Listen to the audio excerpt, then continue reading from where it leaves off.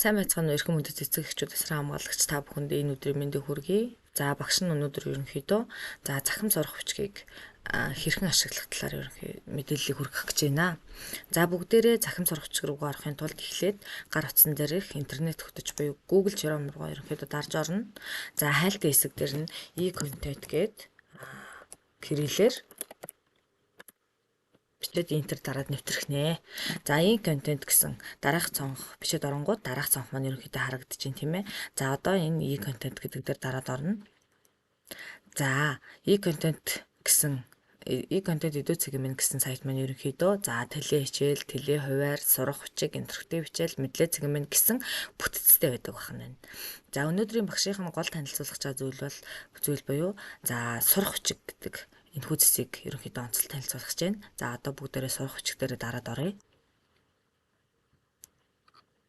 За сурах бичиг дээр дараад орлоо. За ерөнхийдөө энэ дотор маань 1-ээс 12 дугаар ангийн бүх сурах хүчиг маань ерөнхийдөө байдаг байна. За яагаад энэ хүү сурах хүчгийг ерөнхийдөө онцлог танилцуулах болсон бэ гэхлээр за ямар нэгэн тохиолдлоор хүүхэд нь ангида ном сурах хүчгээ орхисон байдаг тийм ээ. За магадгүй за яралтай нөгөө гэрийн даалгаврын зураг ч юм уу хэрэгтэй болтгоо. Тэгэнгүүт л манайхан ерөнхийдөө нөгөө номоо орхисон байна. Зургийн дараад өгөөч гэдэг асуудал үүсээд байдаг учраас багш нь ерөнхийдөө гар утсаараа хэрхэн цахим сурах хүчийг ашиглах талаар мэдээлэл хүргэж байгаа шүү. За ингээд 1-ээс 12 дугаар ангийн сурах хүчийг харагдаж байна. За одоо бүгдээрээ 4 дугаар ангийн сурах хүчиг дээр дараад оръё. За 4 дугаар ангийн сурах хүчиг дээр дараад оронгууд за бүхий л ордог хичээлүүдийн сурах хүчиг харагддаг. За мөн монгол хэлээр болон казак хэлээр ерөнхийдөө энэ номнууд маань харагдаж байгаа. За монгол хэлний сурах хүчиг дээр ерөнхийдөө дараад оръё. За монгол хэл гэсэн ном маань харагдаж байна тийм ээ. За бас нэг чухал зүйл маань юу вэ гэхээр за энэ доод болонд харагдаж байгаа тоон дээр та хэддүгээр хуудасны ямар даалгаврыг харах гэж байгаа вэ гэдэг хуудасныхаа тоог хийгээд өгнө гэсэн. За би 56 гэдэг хуудасны дугаар хийлээ.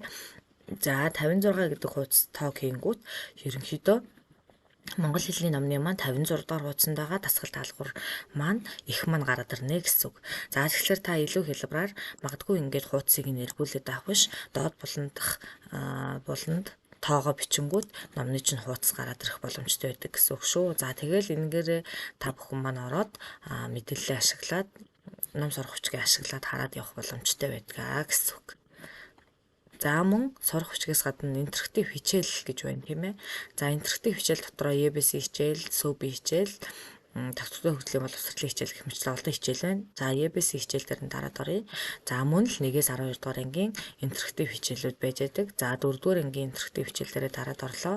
За ерөнхийдөө нийт 4 дугаар ангийн хичээл математик монгол хэл төрслөг урлаг хүн ба нийгэм хүн бай байгаль гэсэн эдгээр ерөнхийдөө интерактив хичээлүүд байршсан байгаа байна. За тэгэхээр та хүүхдтэй интерактив сонирхолтой хэлбэрээр магадгүй нэг өдөр хичээлд явж чадаагүй тэр агуулгыг нь хүч үзүүлье гэвэл энэхүү интерактив хичээлдээр дарж ороод за ерөнхийдөө эхлэх гэдэг